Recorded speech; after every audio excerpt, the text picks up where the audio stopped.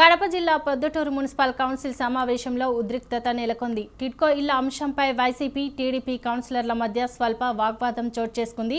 గత ప్రభుత్వ హయాంలో టిడ్కో ఇళ్లను ఎందుకు కూల్చివేశారంటూ ఎమ్మెల్యే వరదరాజురెడ్డి వైసీపీ కౌన్సిలర్లు చైర్మన్లను ప్రశ్నించారు.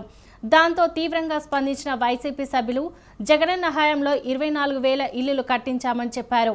ఈ క్రమంలో టీడీపీ కౌన్సిలర్లు వాగ్వాదానికి దిగారు. దీంతో మున్సిపల్ కౌన్సిల్లో సమావేశం రసాభాసగా మారింది.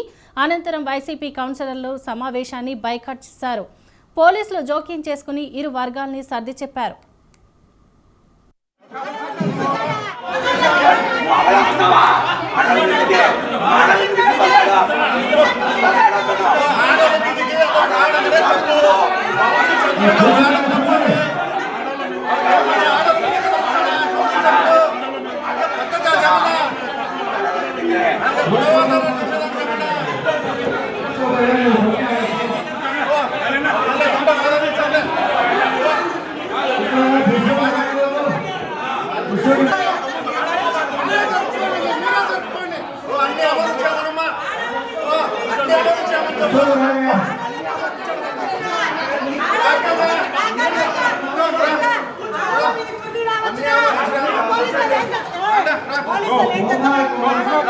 Polisi